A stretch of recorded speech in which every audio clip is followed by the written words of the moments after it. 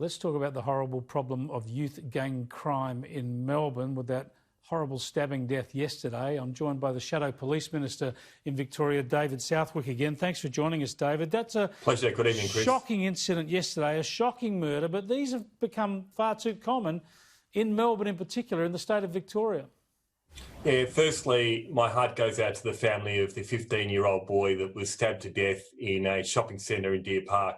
And when a young boy can't come home from school without being safe, clearly this shows that we have a problem. We have a broken justice system under Daniel Andrews in Victoria, leaving aside all the problems over the last few days in our parliament, where a Premier is focused on keeping his own job rather than worrying about everybody else. The justice system is broken. We've seen repeated occasions where you find violent offenders that are let out and reoffending, and we have a revolving door. We had a situation in December where a 15-year-old boy was charged with a murder, had been freed on custody 9 times, was out on bail, and at that stage murdered somebody, allegedly to murder somebody, and is facing charges on that. You know, when you have situations where you cannot tackle violent offenders, we've let down a generation of young people with tackling young offenders when they're offending early. We're seeing young people dropping out of school, getting caught up in these gangs, and unfortunately turning to a life of crime. We need to tackle the causes of crime, and no one feels safe, quite frankly, when we have the kind of situations where people are attacked in shopping centres like we've just seen. We've seen so much controversy in the past, people referring to African crime gangs and other youth gangs, and there's been such a backlash, I suppose, from social media, the broader liberal left, if you like, saying you can't talk about gangs, you especially can't talk about African gangs. Yet we see these problems recurring. We know the police have had special task forces looking at gangs and trying to build relationships, I suppose, with particular ethnic communities. This is a problem, obviously, isn't it? And we ought to be able to talk about it openly. Well, Chris, there are so many things that need to be done here. Police have literally thrown their hands in the air and they can't address the situation. They've said that there is a revolving door of when they're going out and they're arresting people, that they're ending up back on the streets. We're told that there are at least 500 young people connected to some kind of gang activity in Melbourne's northwest. We have a youth justice system where you have some 75% of young people connected to some type of gang. And if you're having young people going into a jail or a youth justice facility, they're coming out even more hardened criminals than where we start.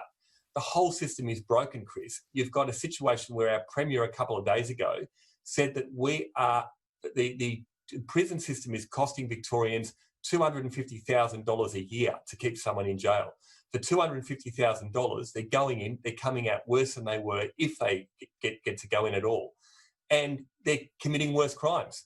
It is clearly broken. We've got to have a strategy. We had a situation of offering up a police in schools program. We've got to have respect. We've got to have consequences. And people need to understand if they do something that is severe in its nature, there are consequences and there is jail time. Look, and at the other end, there's got to be some support for some of these young people getting caught up in gangs. Absolutely, because the price that's being paid here is just horrendous. The 15-year-old who was killed yesterday, Solomon Tofalongaki, just a tragic waste of a young life. Let's hear from his parents, who had this to say.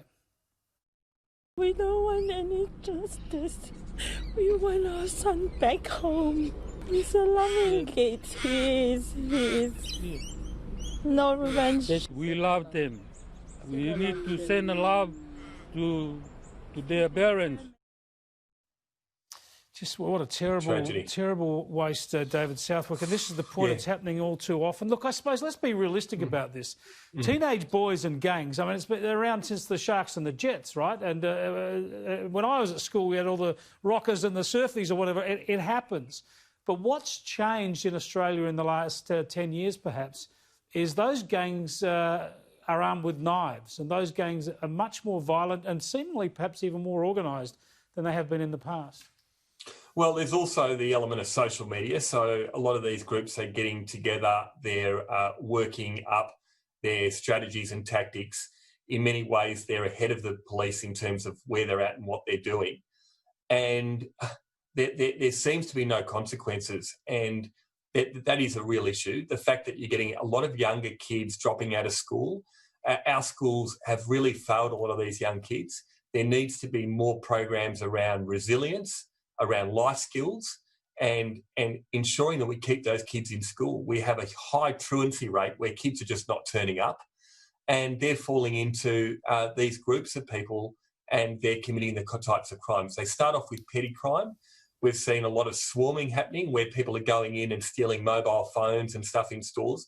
We had a store locally where I went into the owner of the Telstra store and I said to him, "Where is all of your stock? Are you having problems with your business?" And he said, "No, I can't put a mobile phone out the front of my store because people just come in and they take it and there's nothing the police or anyone can do." So how can you even sell a product if you can't display it? And that's what's happening in our state. It's tough enough with what we've had in the situation with coronavirus. Businesses are finding it tough as it is with the types of swarming, with the types of activity. As shopping centre crime has doubled in the last few years.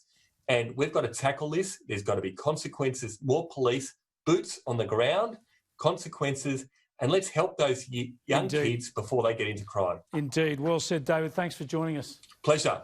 David Southwick there from the Victorian Liberal Party. You need the Victorian government focusing on these crime issues, not branch stacking.